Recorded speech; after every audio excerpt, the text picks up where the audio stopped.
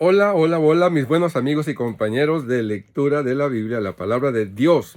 Y vamos a leer en esta ocasión la versión Reina Valera 60. Gracias a Dios que tenemos su palabra y que podemos buscar en ella enseñanzas que son poderosas. Por alguna razón fue prohibida durante tantos siglos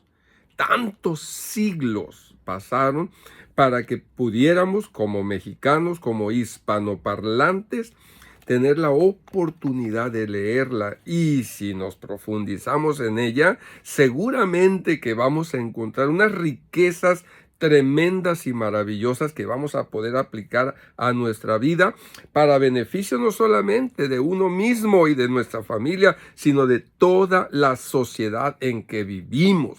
Así que Hechos 12, vamos a leerlo. Y en esta ocasión vamos a ver la persecución de una autoridad llamada Herodes. Bueno, en el Nuevo Testamento han habido varios Herodes. Era una descendencia de hijos, de nietos que tenían el sobrenombre de Herodes. Y Arquelao, por ejemplo, era Herodes Arquelao. Y luego este que vamos a encontrar aquí era Herodes Agripa primero, porque después posteriormente hubo un Herodes Agripa segundo, ante el cual compareció el apóstol Pablo. Bueno, pero ya no nos adelantemos tanto. Que Dios te bendiga mucho, mi hermano. En aquel mismo tiempo, el rey Herodes echó mano a algunos de la iglesia para maltratarles. Una autoridad del gobierno, un presidente, un rey, un gobernador, ¿verdad? Echó mano de la iglesia para maltratarles y mató a espada a Jacobo, hermano de Juan. Y eso está escrito así, a secas. Qué extraordinario. ¿Con qué autoridad Dios le dio permiso? No dice. ¿Por qué causa murió este apóstol Jacobo, el hermano de Juan? No se dice nada. Absolutamente. Ananías y Zafira sabemos cómo fue la situación del engaño. Pero Jacobo nada, absolutamente. Bueno. Y viendo que esto había agradado a los judíos, Herodes lo vio, agradado a los judíos, procedió a prender también a Pedro, que era entonces los días de los panes sin levadura. Y habiéndole tomado preso, le puso en la cárcel, entregándole a 4 grupos de 4 soldados cada uno. 4 por 4, 16. Muy bien. Para que lo custodiasen, y se proponía sacarle al pueblo después de la Pascua.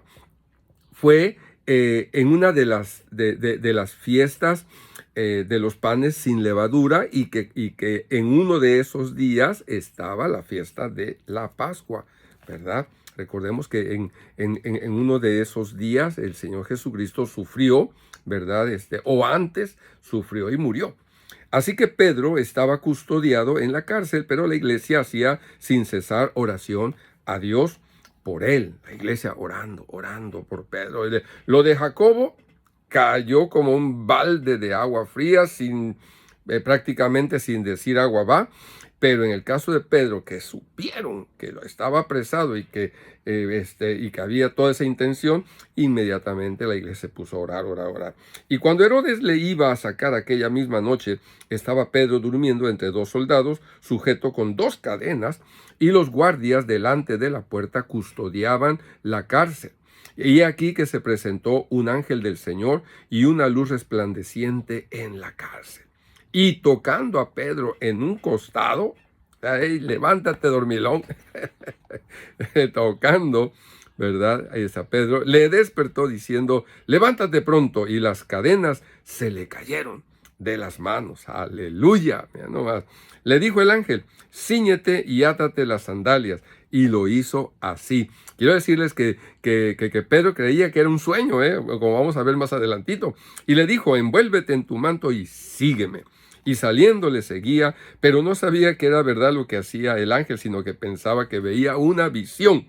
Habiendo pasado, como aquella visión cuando vio los lienzos bajar y escuchó la voz del cielo, Pedro, mata y come. Era una visión, creía que era una visión. Habiendo pasado la primera y la segunda guardia, llegaron a la puerta de hierro que daba a la ciudad, la cual se les abrió por sí misma, una puerta de fierro, con candados y todo eso. Y salidos pasaron una calle y luego el ángel se apartó de él. Se apartó de él ya estando en la ciudad. Entonces Pedro, volviendo en sí, dijo, volvió en sí. Como que despertó. ¿Y qué pasó? Ahora entiendo verdaderamente que el Señor ha enviado su ángel y me ha librado de la mano de Herodes y de todo lo que el pueblo de los judíos esperaba. ¡Wow! Maravilloso. Ya entendió Pedro, después despertando, volviendo en sí. Y habiendo considerado esto, llegó a casa de María, la madre, una de tantas Marías, la madre de Juan, el que tenía por sobrenombre Marcos. Y este Marcos es el que según se cree que escribió el evangelio de Marcos, y fue el que posteriormente acompañó a Bernabé y a Pablo en su primer viaje misionero. Y bueno, después veremos en el siguiente capítulo eso. Cuando llamó Pedro a la puerta del patio, salió a escuchar una muchachita llamada Rode. Rode, me dicen que la traducción de Rode era rosa, así que una rosita salió, ¿verdad? La cual, cuando reconoció la voz de Pedro, de gozo, no abrió la puerta, sino que corriendo adentro dio la nueva de que Pedro estaba a la puerta. ¡Qué rosita esta! Tan despistada. Y ellos le dijeron, estás loca, pero ella aseguraba que así era. Entonces ellos decían, pues ha de ser su ángel, ¿verdad? En cuanto a su ángel, parece ser que como hoy en día los judíos dicen que son algo supersticiosos y que consideran que hay un ángel guardián, y desde entonces un ángel guardián, y Jesús mismo dijo, hablando de los pequeños, que sus ángeles los protegían, los guardaban, ¿verdad? A los pequeños. Ese es su ángel guardián. Mas Pedro persistía en llamar, y cuando abrieron y le vieron, se quedaron atónitos. Pero él, haciéndoles con la mano señal de que callasen, les contó cómo el Señor le había sacado de la cárcel y dijo, haced saber esto a Jacobo. Jacobo era, según lo que los estudiosos, Jacobo era el hermano de Jesús que se había convertido y que posteriormente en una carta de Pablo dice que se le apareció a Jacobo su hermano, y fue cuando su medio hermano se convirtió y llegó a ser un gran líder de la iglesia en Jerusalén. Dice, haced saber esto a Jacobo y a los hermanos, y salió y se fue a otro lugar. Luego que fue de día, hubo no poco alboroto entre los soldados sobre qué había sido de Pedro. Pues ahí estaban las cadenas, ahí estaba todo, los candados y todo, pero Pedro no estaba.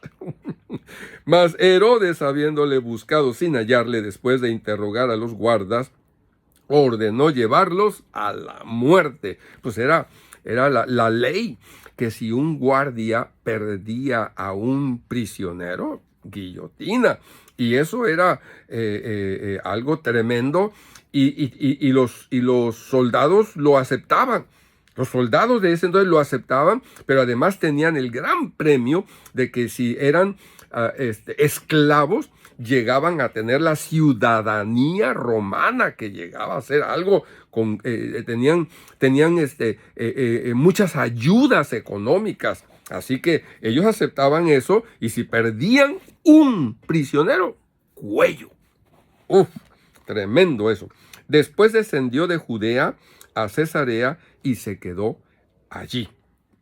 Herodes, está hablando de Herodes. Y Herodes estaba enojado contra los de Tiro y de Sidón, pero ellos vinieron de acuerdo a él, y sobornado Blasto, que era el camarero mayor del rey, pedían paz porque su territorio era abastecido por el del rey, el territorio pues de agua probablemente, o de algún tipo de comercio, ¿verdad? Entonces el territorio donde gobernaba el rey, Herodes, Herodes el Grande gobernaba en una amplio territorio grande. y fue el que construyó el gran templo. Cuando muere Herodes el Grande, su territorio fue dividido entre sus hijos y se llamaban tetrarquías. Por eso por ahí aparece un Herodes que se llama el tetrarca, el que gobernaba una una división más o menos de la cuarta parte, y así se le llama el tetrarca. Bien, entonces, en el territorio abastecía de agua y de otras cosas a su territorio. Y un día señalado, Herodes, vestido de ropas reales,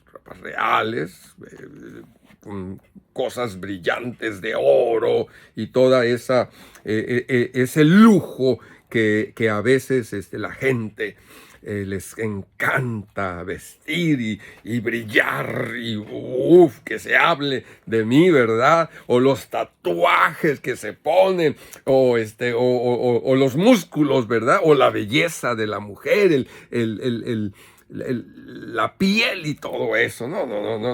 La vanidad estaba en su máxima expresión con Herodes, vestido de ropas reales, se sentó en el tribunal y les arengó, es decir, les habló muy bonito. Y el pueblo aclamaba gritando, voz de Dios y no de hombre, voz de Dios y no de hombre. Al momento, un ángel del Señor le hirió por cuanto no dio gloria a Dios y expiró comido de gusanos. Es decir, en ese momento un dolor en la cabeza o algo, le dio un retortijón y fue a caer a la cama, y en la cama sufrió en horas, días, yo qué sé, y pues tenía llagas o algo y gusanos aparecieron por ahí. Una cosa terrible. Caramba, de veras que aquí faltaría tiempo para poder hablar más de los juicios de Dios. Los juicios. Dios es juez sobre toda su creación.